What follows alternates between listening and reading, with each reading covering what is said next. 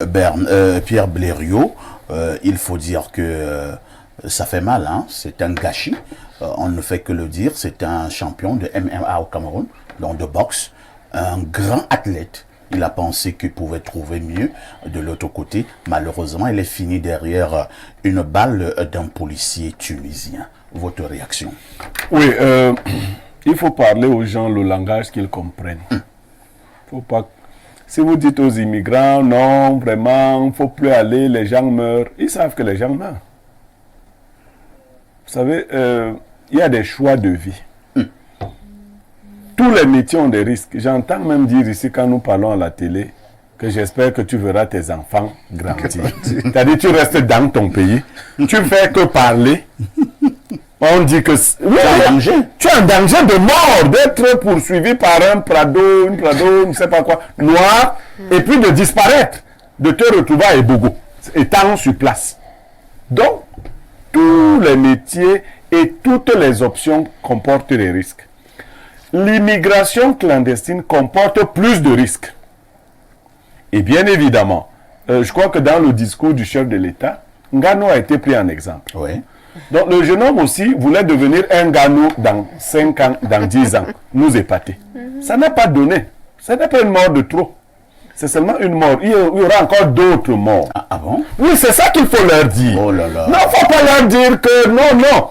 Parce que parfois ici, vous et moi, la vie n'a pas commencé rose. Hein? Non. L'idée d'aller en brousse, commencer à marcher dans les déserts et tout ça, j'ai des cousins qui sont là-bas. Je ne vais pas leur dire que non, s'ils ne meurent pas, tant mieux. Moi aussi, je peux mourir ici. D'accord? Donc, il n'y a pas la mort pour les uns. Tout le monde, chacun affronte les choses qu'il veut affronter. L'idée, c'est d'aller devenir subitement très riche et de venir donc épater les gens ici. D'être riche. Mais là où il y a l'argent, il y a les risques. Beaucoup de risques. Est-ce qu'ils vont là-bas pour chercher seulement de quoi manger? Non. Non, ils ne vont pas là-bas pour chercher seulement de quoi manger. Ils ne vont pas là-bas pour avoir un logement décent seulement. Non. Ils vont là-bas. Ce gars a entendu car le dernier combat de Ngano, Ngano a gagné 13 milliards. Il s'est dit que je fous quoi ici? Alors comment je boxe? Je boxe. Je fais ceci, je fais le je suis même champion au Cameroun. Si je pars, bon, je peux accuser Ngano un peu aussi. On a commencé à parler ici de Ngano qui est très chiche. Comment il n'a pas pu tirer un petit comme ça? Bon, on a un champion du Cameroun. Il n'a pas pu entrer en contact avec Ngano pour dire que grand. Parce que quand même dans les autres sports, on a vu les gens, Ngano a souffert. Mais est-ce que Ngano ne peut pas aussi ouvrir les voies? Ça, c'est pour Ngano lui-même. Laissons l'État. L'État du Cameroun, lui, n'ouvre les voies à personne. Donc, laissons l'État des Messilas, lui, n'ouvre les voies. Mais parlons des individus. Voilà. Est-ce que Ngano n'a pas pu tendre la main à quelques-uns de ces petits qui font dans cet art-là et leur permettre de suivre les voies normales? Non, pour conclure, parlant de l'immigration clandestine, parfait à ici. Quand vous en sortez, vous êtes un miraculé. C'est la voie de la mort. Je crois que beaucoup de parents qui fêtent souvent quand leurs enfants prennent cette voie-là. Ils doivent savoir qu'en fait, votre enfant prend la voie de la mort. La preuve en est que Blériot, sans toutefois vous interrompre, dans nos familles, ils sont nombreux qui sont partis depuis 5 ans. On a plus de 10 ans, depuis 15 ans, on n'a plus jamais eu de leurs nouvelles. Ils sont nombreux qui sont morts là-bas. Ça, c'est quelques rares cas qui ont fait écho. Beaucoup meurent. Et les Arabes, les Tunisiens, de tous les pays arabes, la Tunisie est le pays le plus raciste. Quand ils viennent même ici, même en Coupe d'Afrique et autres, ils disent qu'ils viennent en Afrique. Hein. Les gens que vous voyez là, les faux blancs là, les trucs, les Tunisiens là, ils disent qu'ils viennent en Afrique.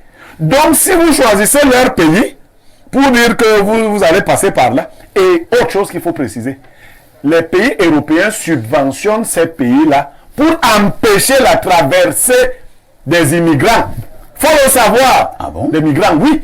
Ils sont subventionnés pour empêcher, parce qu'il y a l'Espagne, il y a la France, l'Italie qui disent que non, retenez ces gens-là, empêchez que ces gens ne traversent par tous les moyens. Donc, ces gouvernements ont pour mission d'assassiner carrément ceux qui tentent de traverser. Donc, moi je ne félicite pas quelqu'un, un homme par exemple qui se dit que je suis fort au fait, je vais aller avec la femme d'un colonel, bon, elle va me subventionner. Bon, si tu C'est quelle déviation ça?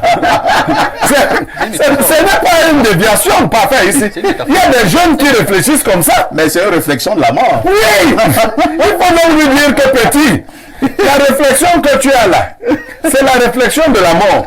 Si ça marche pendant des années, ou si ça a marché pour tel, tant mieux. Mais toi, tu peux un jour rencontrer le colonel. Et bon, je ne sais pas comment tu vas lui expliquer. Ça risque très mal de tourner. Voilà. Merci. Bernardo Poller, est-ce qu'il y a quelques esquisses de solutions que nous pouvons proposer pour que nous nous disions plus jamais ça? Revenons d'abord, si vous permettez, sur les causes brièvement. Nous connaissons déjà la cause. La cause, c'est qu'il y a la misère au C'est la pays. malgouvernance. Maintenant, la première conséquence, c'est que il n'y a pas plus dangereux que celui qui n'a rien à perdre. Il y a des jeunes Camerounais qui n'ont plus rien à perdre. Le pays leur a tout pris. Ils n'ont plus rien à perdre. Ils n'ont plus rien à perdre. Ils n'ont que leur vie à perdre. On leur a tout pris. C'est-à-dire, on leur a pris leurs parents, on leur a pris leur dignité, on leur a pris l'essence de leur vie. Ils n'ont pas de travail, ils n'ont pas de quoi se nourrir, En fait, ils sont n'ont pas de morts. logement. Ils n'ont plus rien à perdre. C'est ceux-là qui prennent la route. Et il y en a au Cameroun. Le nier serait de mauvaise foi. Mais en même temps aussi, Bernardo, sans vouloir rejeter ce que vous dites avec brio, moi j'ai vu également certains cousins, Bernardo, qui ont réussi à économiser 5 millions. Et qui prennent la route. C'est donc ceux-là. 5 millions. C'est donc ceux-là qui rentrent dans la classe de ce que M. Yemek dénonçait brillamment en disant que il y en a qui vont acheter la mort avec l'argent. Parce que justement, beaucoup ne veulent pas devenir riches pour eux. Ils veulent devenir riches pour les yeux des autres, pour impressionner, pour flasher, pour séduire. Il y en a qui ne s'habillent pas bien pour eux, mais pour qu'on reconnaisse qu'ils sont bien habillés. Il y en a qui veulent aimer des filles brunes, pas pour eux. Ils ne peuvent pas avoir de l'argent pour l'entretenir, mais pour qu'on reconnaisse que non, lui il sort avec les filles qui sont seulement belles. Dans cette prison que certains eux-mêmes acceptent de pénétrer, juste pour le regard des autres, conduit donc à ce genre d'escapade qui se termine par ce genre de drame-ci. Ceux-là sont à blâmer. Donc il y a deux catégories de migrants. Il y a ceux qui partent parce qu'ils n'ont rien à perdre. Il y a ceux qui vont alors qu'ils ont tout à gagner ici. Et c'est ceux-là qu'on va blâmer.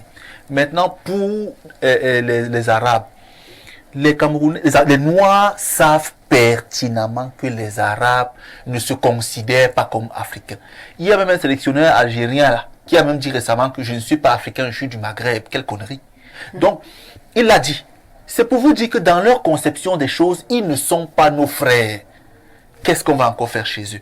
Que nos gouvernants aussi On va faire chez eux parce de qu'on nous va accorder manger. de meilleures conditions de vie. Par